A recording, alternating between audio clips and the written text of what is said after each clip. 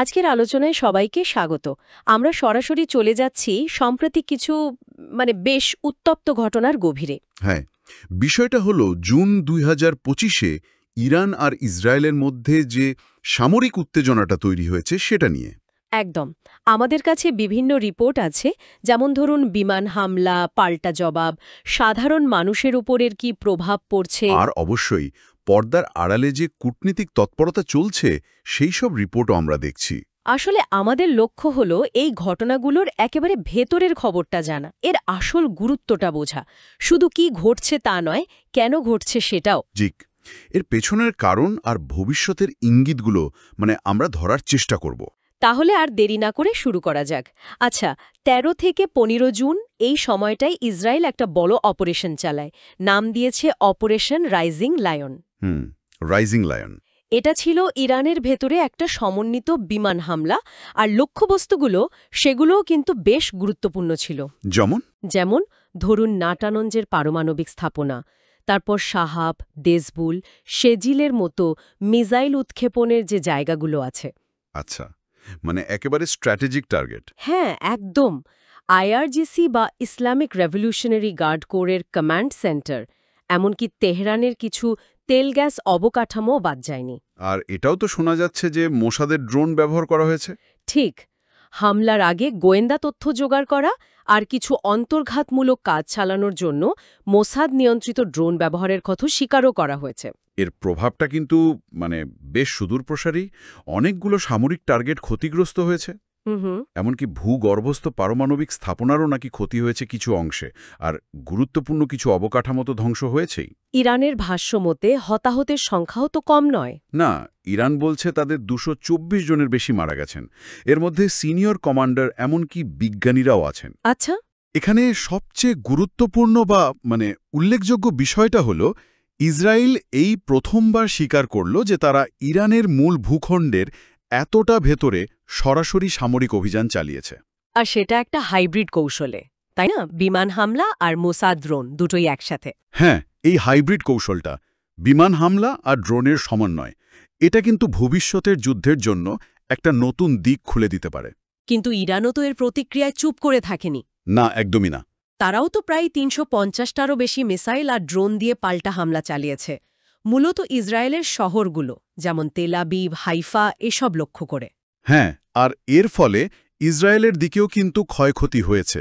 কতটা? রিপোর্ট অনুযায়ী প্রায় ২৪ জন নিহত আর শতাধিক আহত। শুধু সামরিক না, সাধারণ মানুষের বাড়িঘর, এমনকি মার্কিন দূতাবাসের মতো জায়গাতেও আঘাত এনেছে। ইসরায়েলের যে আয়রন ডোম বা অ্যারো সিস্টেম আছে, সেগুলো কতটা কার্যকর ছিল? দেখুন, বেশিরভাগ আক্রমণই তারা আটকাতে পেরেছে, কিন্তু একটা বড় প্রশ্ন উঠে গেছে তাদের ইন্টারসেপ্টর মিসাইলের স্টক নিয়ে। মিসাইলের মজুদ কমে আসছে। হ্যাঁ, এত ব্যাপক হামলার পর তাদের এই বিশেষ মিসাইলের মজুদ নাকি বেশ কমে গেছে। এখন যদি এই সংঘাত আরও লম্বা সময় ধরে চলে, তাহলে এটা কিন্তু ইসরায়েলের জন্য একটা বড় চিন্তার কারণ হতে পারে। আর এই সবকিছুর মাঝে সবচেয়ে খারাপ অবস্থা তো সাধারণ মানুষের, তাই না? অবশ্যই। ইসরায়েলি কর্তৃপক্ষ নাকি তেহরানের উত্তরাঞ্চল আর মধ্যাঞ্চলের প্রায় ৩ লক্ষ থেকে ৩,৩০,০০০ মানুষকে এলাকা ছাড়তে বলেছে। ভাবা যায়? বিশাল সংখ্যা। এর ফলে যা হয়েছে, একটা এনর্ম মানবিক সংকট। হাইওয়েতে ভয়াবহ জ্যাম, পেট্রোল পাম্পে লম্বা লাইন, দোকানে জিনিস কেনার জন্য হুড়োহুড়ি, একটা আতঙ্কজনক পরিস্থিতি। ঠিক। শুধু স্থানীয়রা না, হাজার হাজার বিদেশি নাগরিক, যেমন ধরুন আইরিশ বা ইউরোপীয় ইউনিয়নের লোকজন, তাদেরও দ্রুত সরিয়ে নেওয়া হয়েছে। সাম্প্রতিককালে তো এমন ঘটনা দেখা যায়নি। দুই পক্ষের সাধারণ মানুষকে এত বড় সংখ্যায় ঘরছাড়া হতে হচ্ছে, এটা আসলেই নজিরবিহীন। সামরিক উত্তেজনার পাশাপাশি রাজনৈতিক আর কূটনৈতিক পর্যায়ে কি চলছে? সেখানেও কিন্তু তৎপরতা কম না। একদিকে দেখুন, ইসরায়েলি প্রধানমন্ত্রী নেতানিয়াহু বেশ খোলাখুলি ইরানের সর্বোচ্চ নেতা আয়াতুল্লাহ খামেনিকে টার্গেট করার ইঙ্গিত দিচ্ছেন।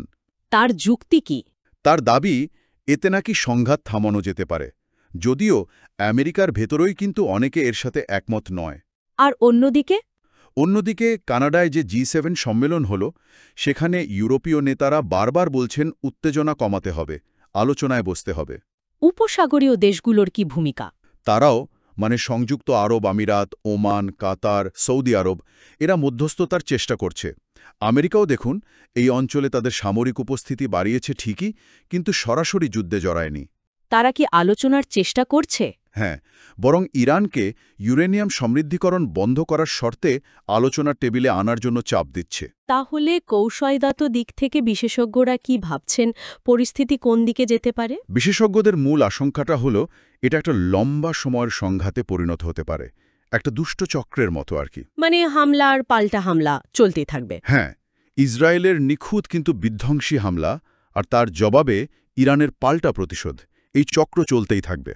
সংঘাতটা কতটা ছড়াবে বা কতদিন চলবে সেটা আসলে নির্ভর করছে দুই পক্ষের হাতে কতটা মিসাইল বা ড্রোন মজুদ আছে, আর আন্তর্জাতিক চাপ কতটা কাজ করছে তার উপর। ঠিক। এর সাথে আরও কিছু বড় ঝুঁকিও কিন্তু আছে। যেমন ধরুন, বড় আকারের সাইবার যুদ্ধ শুরু হতে পারে। সংঘাতটা আঞ্চলিকভাবে আরও ছড়িয়ে পড়তে পারে, বিশেষ করে হরমুজ প্রণালীর মতো গুরুত্বপূর্ণ নৌপথ যদি বন্ধ হয়ে যায়। তাহলে তো বিশ্ব অর্থনীতিতে ভয়াবহ প্রভাব পড়বে। একদম, সেই আশঙ্কাটাও খুব জোরালো।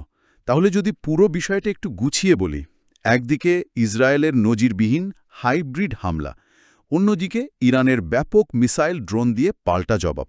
দুই দিকেই সাধারণ মানুষের ব্যাপক হারে ঘরছড়া হওয়ার ঘটনা। আর এই পরিস্থিতি সামাল দিতে আন্তর্জাতিক মহলের চেষ্টা, কিন্তু একই সাথে সংঘাত আরও ছড়িয়ে পড়ার মারাত্মক ঝুঁকি।